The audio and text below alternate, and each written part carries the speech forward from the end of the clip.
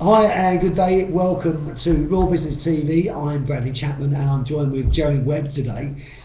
Happy New Year to everybody, and let's look forward to a really fantastic 2011. The first thing today is, please do excuse my voice, just getting over that dreaded flu bug that I think everyone's had at some stage. But in any case, today we're going to be talking about business planning with Jeremy Webb, and the title of our webinar is Nobody Ever Plans to Fail, So Plan to Succeed. A couple of bullet points just to run through very quickly. So why do only 10% of businesses achieve real success? Cash is king. Most businesses do not plan.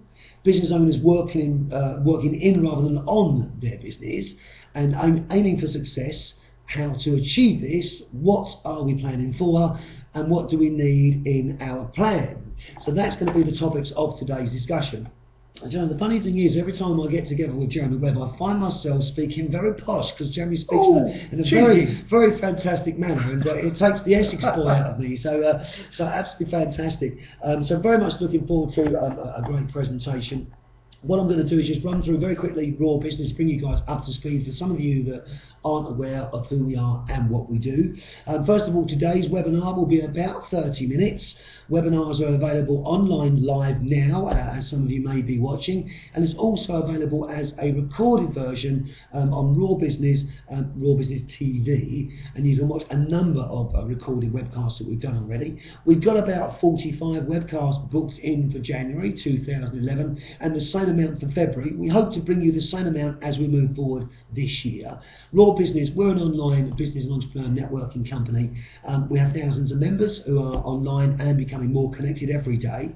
We offer you marketing, advertising and networking for your company.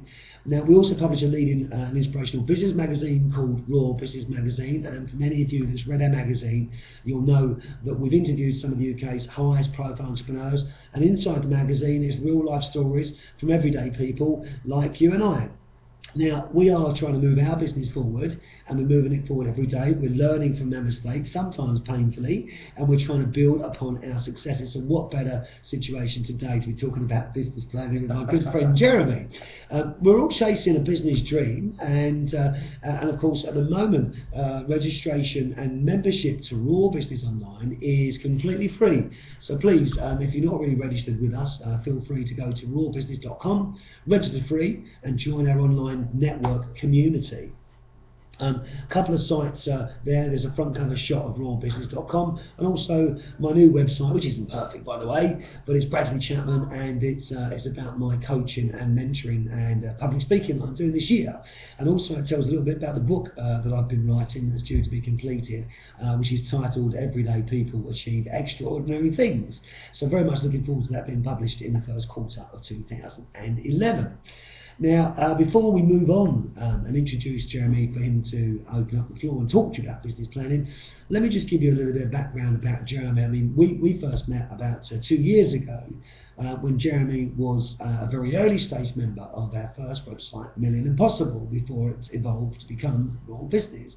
And Jeremy has been a very dear pal and a dear friend, and I guess from Jeremy's point of view, he looks at me sometimes in awe and really pleased that I do some great things, and in other times I know that he looks at me with total disgust. Bradley, you're not planning, you're not thinking, and this is true. This is absolutely true. And one of the big and fundamental mistakes that I've made in the last 3 years is I haven't really spent enough time planning things out. And I've got an entrepreneur that follows me called Mr. C. I don't know who he is. He's followed me for 2 years, and he would tell you exactly the same thing. Bradley, planning isn't your forte. So I can learn a lot from Jeremy Webb if I could spend the time with him. And also you guys can learn a lot from this guy today. He's a former banker with Barclays, some 34 years experience there, 20 plus years working with more than 1,000 businesses of all shapes and sizes. So there more than likely isn't a business that Jeremy hasn't had the pleasure to come across and work with and assist and help move forward in some way or some capacity. 2 years with a multinational SME in the IT sector, in finance and operations, and has worked with owners and managed SMEs for the last 2 years in a business and financial management capacity, dealing with business planning, support, and helping businesses to raise external finance. Jeremy is a very keen writer, a very keen blogger, and is a great tweeter and speaks on a range of business issues. And of course, as some of you know Jeremy, he is a serial networker and very good at it too. Jeremy's latest business venture is a company called SatNav for Business, which provides everything from free downloads, fact sheets, guides, reviews, online support to workshops, and in-depth face-to-face bespoke solutions. The choice is yours, Jeremy says. So what I'm going to do now is, it's my great pleasure to pass across to Jeremy Webb. I'm going to jump out of the screen now so Jeremy can take centre stage. Welcome Jeremy Webb to Raw TV, and Jeremy Webb of Webber Associates and SatNav for Business. Welcome, Jeremy. Thank you, Brad. So, nobody ever plans to fail, so plan to succeed.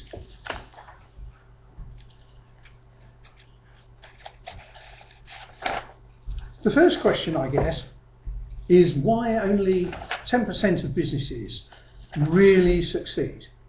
Why do they only 10% achieve real success, and why do 90% fail to survive to 10 years old? The other points that Brad talked about we'll cover as we go through the slides. So the first issue, of course, is that cash is king, and if we look at that, technical hedge. User error on the part of Webb. Okay, so hold on, viewers, just one moment. There we go. Next one. Nobody plans to fail. So 1 in 10%. Next slide. Cash is king. Okay, cash is king. The point, of course, is that it's cash that pays the wages at the end of the month for all those businesses that employ anyone, or indeed the wages or salary of the proprietor as well. One can have a business which is very profitable, but if one gets the cash wrong and it runs out, then that's the point at which a business can go bust. Now, not surprisingly, knowing your costs and your break-even point is an absolute must. This session isn't about budgeting and calculating break-even, but the point is simple. If you need £2,500 in your bank account at the end of the month to pay the rent, keep the family fed and so forth, then you need to be selling enough, covering all the costs of your business and generating enough to meet your personal needs. The third point under this heading is that getting your terms of trade right is key. Now, imagine that you're selling office furniture to offices in your local area. If you have to pay for the furniture that you buy in from your supplier and pay cash or cash equivalent for it before you receive payment yourself from the people to whom you sell the product, then it's easy to see that as your business grows bigger and bigger, you need more and more cash to fund it. So agreeing the right terms of trade both with your supplier and with your customers is key, and so too is arranging the terms on which you buy other external services, pay rents and things like that. So, Bradley, the next point is that most businesses do not plan. As individuals, of course, if we're going somewhere that we haven't been to before, we tend to plan our journey, either look up our destination on a map or put the postcode of Raw Business HQ into the car sat-nav, press go and expect to be navigated here or wherever else safely. So why is it that businesses don't plan? Well, business is like a journey, and all the same hazards can occur. You know, traffic jams, accidents, roadworks, diversions. But in business, we call them different names. They're cash flow issues, suppliers not supplying on time, debtors not paying on time, and any other of a myriad of things that you like to think of. And this is a really important point. For most business owners, it's the most important journey you can possibly take, because for most people, they're betting everything they have on making a success of their business. Next. The next issue is business owners working in rather than on their businesses. And the first point here is that one has to have horses for courses. It would perhaps be inappropriate to take the world's best salesperson and put them into a business where everything depends on detail and precision. That's not to say that top-class salesmen couldn't have accuracy and couldn't be into precision, but it's less likely to be the case. Then the next choice is whether you're working for yourself or running a business. And here the differences are marked. If you're working for yourself, what you're looking to do is substitute the income from your new work for the income that you used to receive in employment. And therefore the revenue that you need to generate from the business you do needs to be enough to pay some probably fairly minimal running expenses, and then essentially equate to your salary, or your previous salary. If you're running a business though, that can be quite different. You're looking probably for much greater revenue. You're very likely needing to employ people to take their part in the activity of the business, whatever it happens to be. You've probably got to buy things and sell things. So there's a lot more to manage, which takes me to the third point, which is that it takes much more than the ability to deliver the core products and services to run a business. Think about it this way. If, let's say, an architect sets up a business, they probably set up an architect's practice. And they may be the best architect in the world, but unless they can sell their services to clients, manage the whole process of drawing up plans, managing perhaps other people within the practice to deliver on different parts of that, possibly supervise a building project, but also deal with the bookkeeping, the marketing, VAT, all the loads of things that most business owners within 3 months discover are getting in the way of doing what they set up to do. So on to our next point. We're looking now at aiming for success. And the first question to ask is, how high are we aiming?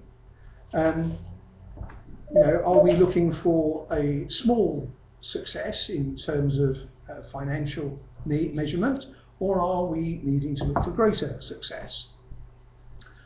Perhaps the first stage is to consider one's personal objectives, because ultimately if the business does not deliver those, then you're not going to be happy with what's going on, or perhaps your nearest and dearest is not going to be happy with what's going on.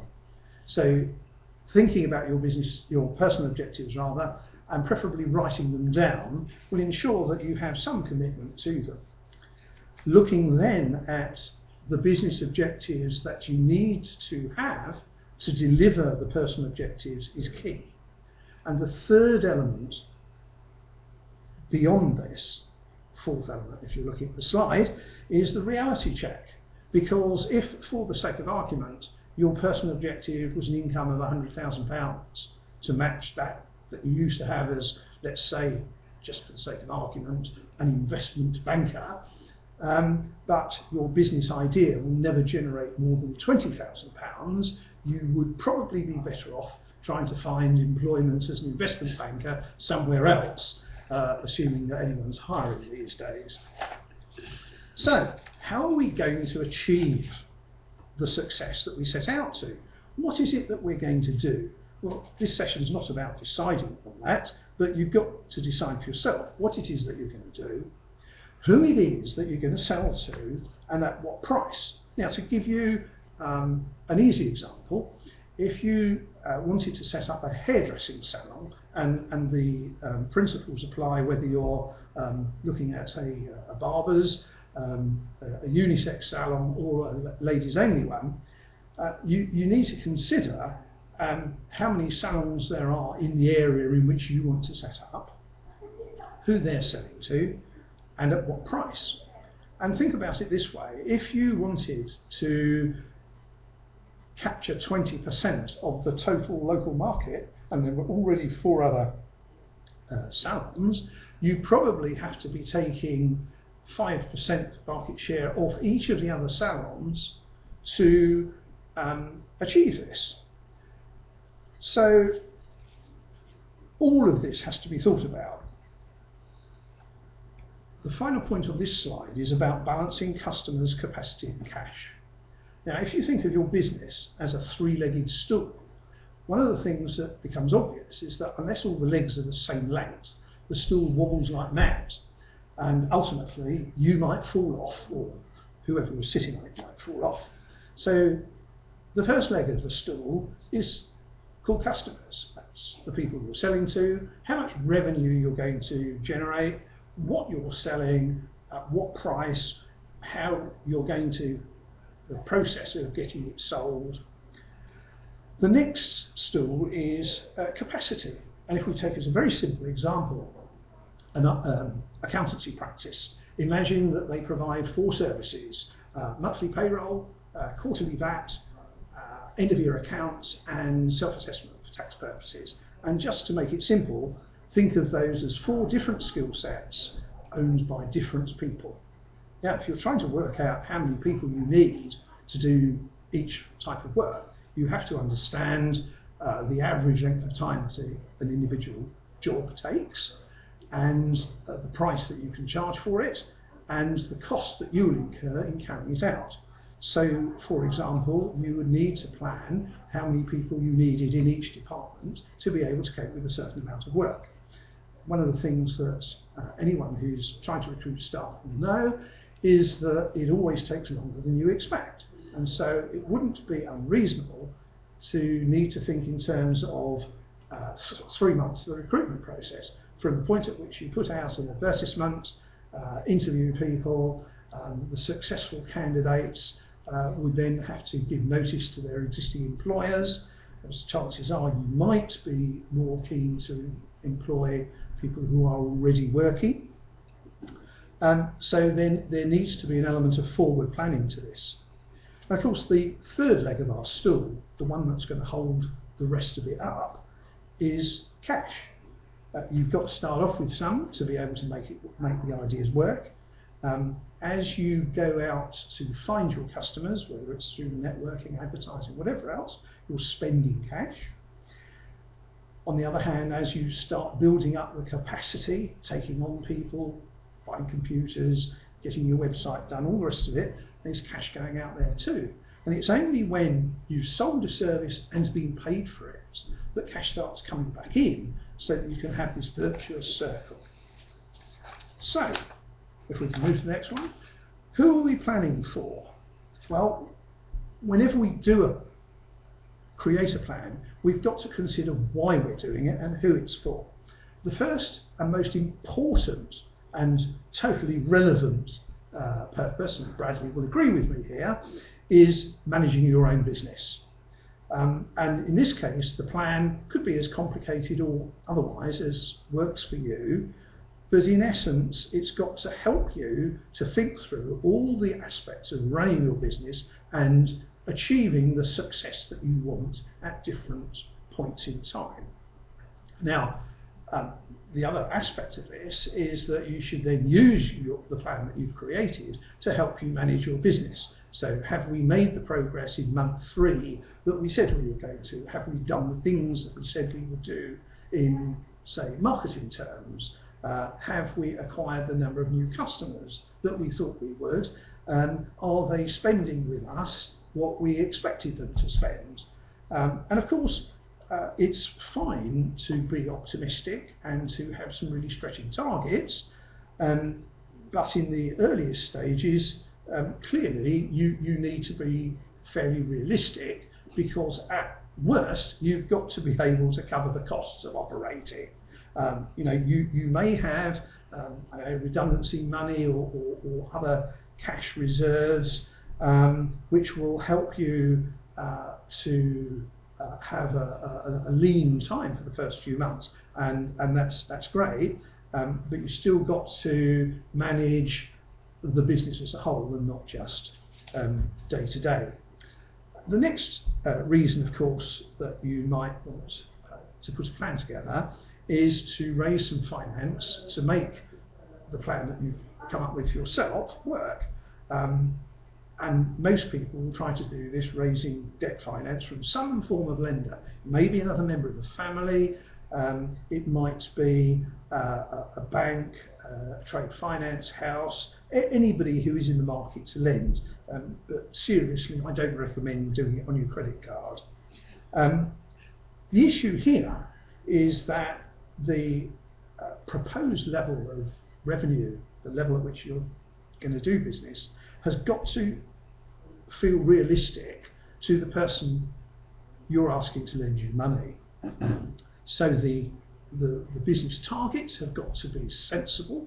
You've got to be able to explain how you've arrived at them, and you have to look at costs on the worst possible basis. It's no good saying, well, I think that I can keep my costs down to X, when realistically you should be saying, well, my worst case, my costs are going to be Z.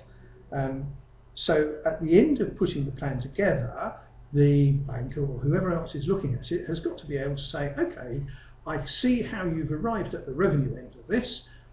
I believe you have taken properly into account the costs that your business will incur, and I believe that there is a sufficient difference, a margin in your favour of profit, both in terms of the plus, if you like, both in terms of profit and cash, to allow you to repay whatever it is that you've decided you need to borrow. The third reason for which one might wish to put a plan together, of course, is if one's looking to find an investor. And remember here that the investor is going to want a slice of the business, a slice of ownership of the business, that is, and is also going to want to see a return on their money along the way, and even more so at some normally fixed and agreed point in the future. So for example, if somebody was looking to make a 3-year investment, they are probably going to want to double their money over that 3-year period. So what do we need in our plan? Well, if someone asked you to lend money to their business, you probably want to know, can they do this? Have they got the skills needed, and so forth? That's about, do they have the capacity to do it? Then the next question is probably, will they do what they say they will? How well do they know their market? Can I rely on what they're saying they can do? The third question is going to be around what the business will generate in terms of added value and profit and a return on what they lend. So if it's a lender, it will be an interest rate on the funds borrowed. If it's an investor, it will probably be a share of the profits and a share of the value of the business at some point when the business is refinanced or sold. Or, of course, we could put this all in a more traditional way and use the 10 points below. Now, I'm not going to go through these at great length, but think about it like this: a rational explanation of your business aims and objectives, an explanation of your existing or planned business. If it's an existing business, how we plan to change that and what we need to do to achieve this. What, if any, funding requirements will there be? And these could be found from within the business, reinvesting the profits the business has made, or it might be a combination of those and external funding. Whatever the requirements are, how do we plan to address them? We must have an idea about this. We cannot simply produce a plan that says we're going to need £150,000 without knowing or having some good idea where it's going to come from, what sort of structure it's going to be in. Is it going to be overdraft? Is it going to be invoice finance? Is it going to be a long-term loan secured on one's house, whatever. Then, of course, if we have an existing business, past financials are important. And here, making sure that you have up-to-date accounts prepared by an external accountant is vital. Management accounts, to some people, are not worth the paper that they're written on. And so sometimes part of the challenge is trying to ensure that what the business has done in the past would be sufficient of itself to repay what the business may want to do in the future. The next item, of course, is forecasts. If we're saying to somebody, right, please provide me with, let's say, a 20-year commercial mortgage for a new factory, we need to see how the business is going to operate financially over at least, say, a 5-year period to ensure that our business can generate the repayments that are required to service the commercial mortgage. But the point here, going back to my earlier comments about cash being king and getting the terms right, is that yes, you may be able to get a commercial mortgage to buy that factory, but in the first few months after you move in, you may need to negotiate an interest-only payment rather than starting to repay capital on day one when you are still trying to get your business established in the new premises. Then the last item in terms of things that have to go into the plan is the SWOT analysis. Now, this has no relation to armed police turning up at Bradley's headquarters and worrying about someone waving a chair leg out of the window. This is looking at the strengths, weaknesses, opportunities and threats that relate to your business. The strengths and the weaknesses are internal things. We're good at this, or we're not very good at that. The opportunities and threats, however, are external factors. So if there's an opportunity, this might be because we've developed a new app for the iPhone that's going to do something no other app does, and the opportunity is going to be limited because in terms of time, that is, because as soon as you launch your app and it works well, lots of other app builders are going to be wanting to create something similar so that they can have a slice of the market. Threats, of course, could be somebody who's going to act in a sort of unfairly competitive way. If you were to ask certain airline magnates about this, they might suggest that in the past industry leaders had sort of got together to agree pricing that would make it very difficult for a newcomer to their sector, perhaps flying people across the Atlantic, for example, to make money or to stay in business. Finally, of course, we need to produce an executive summary. Now, this has to be the last thing that you do because you have to have the rest of the plan together first. And the whole point of the executive summary is to put something together which is easy to read, which presents the highlights of the opportunity or the plan that you put together. So you're looking at what are the most important points that you want somebody to appreciate, because to be entirely serious, there are lots of plans that never get read. People will look at the executive summary and they'll say, this makes sense, I'll look further. Or they may say, this makes no sense at all, and there's a lot missing from it that I would have expected to see, so I'll throw that in the bin and move on to the next one. And that is perhaps more true when you're looking for an investor than if you're trying to raise traditional debt finance. So, this has been a canter through business planning, and I'm going to move slightly more to the side to allow Bradley to join you again. And yes, we have got this right just about. So, Bradley, what do you think? Yeah, listen, I found it very, very interesting. The first thing I'd like to say is thank you to Jeremy, because I know Jeremy personally. I understand when Jeremy's talking on Raw TV, for example, and he's talking about something that's theoretical. I know Jeremy from a practical doing it point of view, where some of these points and very valuable points he's spoken to me about and applied that to my business personally, and it works for me. And there's loads I picked up today, and I think obviously for people watching, you understand that we're just everyday people. You know, we're not this professional TV channel. We're everyday business people. You know, that's in business doing things. Now, as an entrepreneur, one of the things that you know, I'm sure you'll agree, when you get into your business, you can be like this goldfish going around this goldfish bowl, and you're so determined and you're so passionate about your business, and you think that you know everything, and you think you've got everything mapped out in your mind. And sometimes, I mean, speaking for myself, other people are perhaps more cautious and better planners than I am, but you can bolt out of the gates like a mad horse, you know, charging down the field. And I call it actually the Grand National position. And the idea is that you should really walk around the course, look at the fences, see what the scenarios and situations are. As you find yourself jumping over a fence and you've forgotten that it's the one with the water trough behind it, and then actually you fall into the trough. So walking the course and looking at the course is of prime importance to one of the keys to success to your business. Now, as entrepreneurs, we are very emotive about our businesses.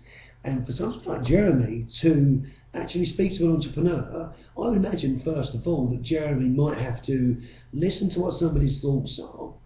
You're an entrepreneur, you're thinking emotive, and you're thinking that you've got your end game position. Somebody like Jeremy, actually, when he listens to you, he will see chinks in your armour. He will see little gaps in your business plan, and those gaps, by the way, if they're filled correctly, will make the difference between you being successful and delivering a bottom line profit to your business.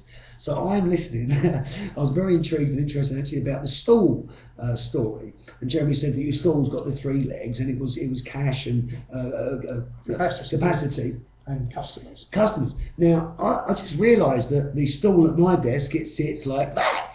And I've just realised why. So thanks for that, Jeremy. But what I was going to ask Jeremy, I mean, before we wrap up, is how do you deal with an entrepreneur that's, like, you know what I'm like? I don't listen, do I? And I've made lots of mistakes. You know that. Everybody knows that. But I'm trying to listen, and I want to listen. I want to become a better planner, that's for sure, because it could make the difference between me being marginal and successful. But I think it will. So how do you deal with somebody like me that's very driven, that's very motivated, and doesn't step back enough out of the business to look at it holistically, which is what you do? Yeah. So how do you get me to do that? I think the answer to that is that I've got 2 approaches to this. One is tell me about your business, and then try and direct the questioning so that I get the information that I need.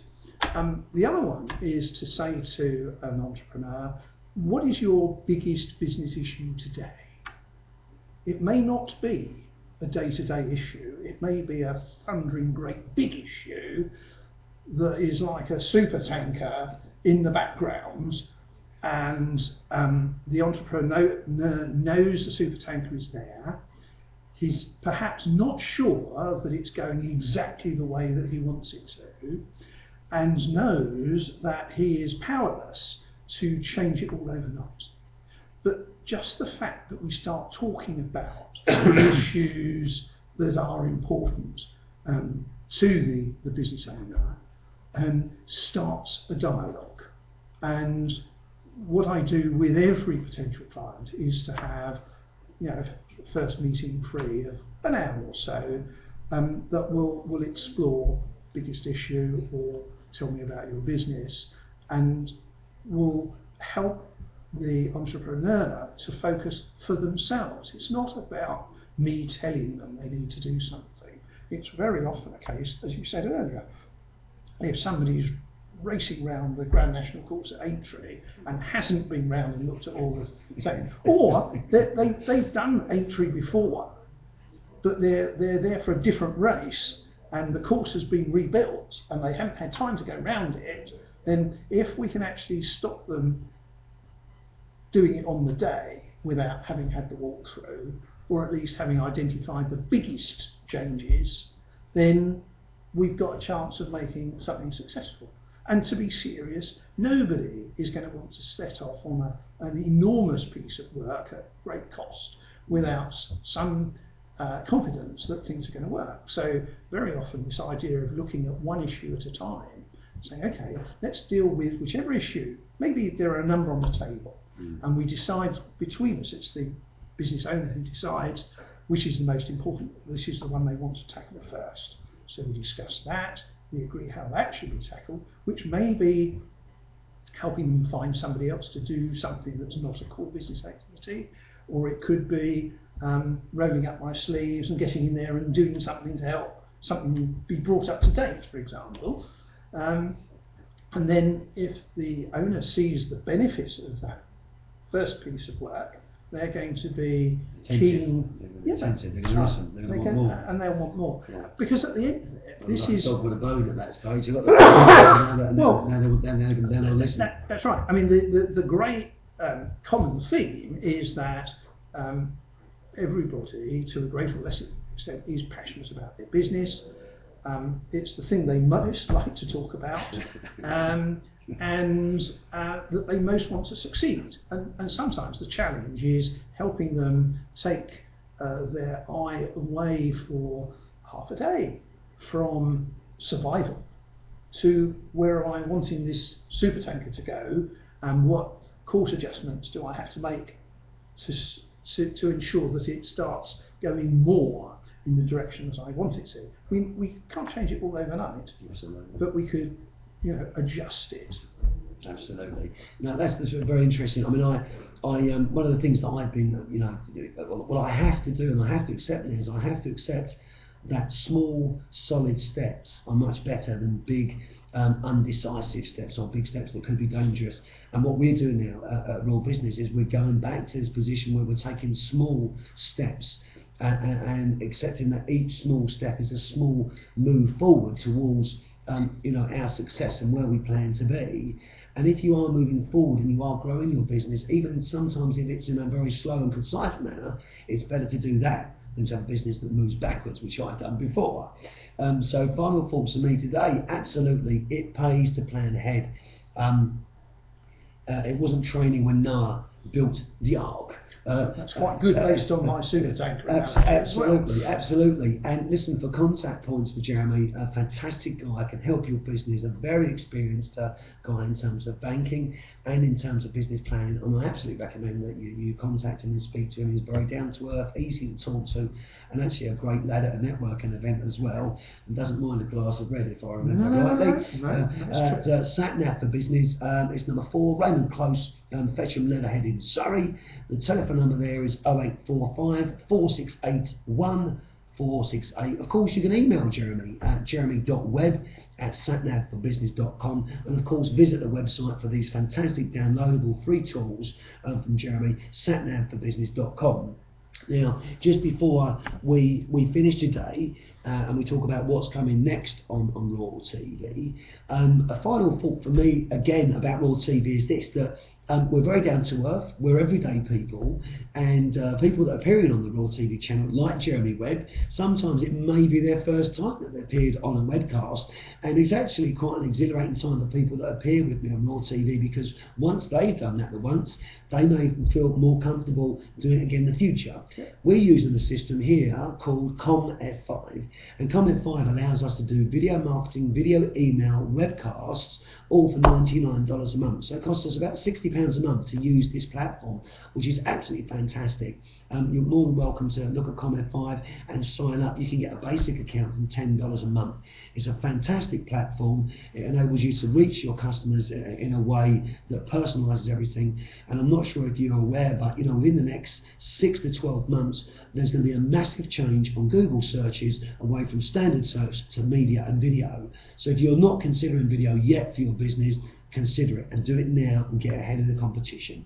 And just before we close off, next time on Raw TV, we've got a young guy who's like a motivational puppy. The guy is called Nigel Amaratunga. He works in London, he works for a bank in London, and part-time he's building a network marketing business called World Ventures. That's this Thursday, the 6th of January, 6 o'clock.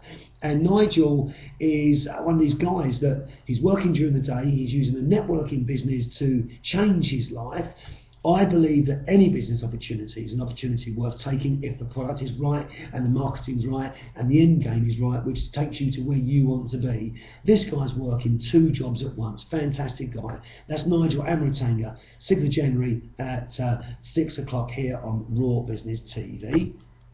So, listen guys, thank you very much indeed for joining in on behalf of Jeremy Webb and myself. Thanks for listening today for our business planning special with Jeremy Webb, Sat Nav for Business. My slogan, everyday people achieve extraordinary things. Guys, let's make sure 2011 is absolutely extraordinary. Thank you for myself, Bradley Chapman, and please don't forget, if you're not registered with Raw Business, visit us at rawbusiness.com. Thanks very much indeed. Have a great day.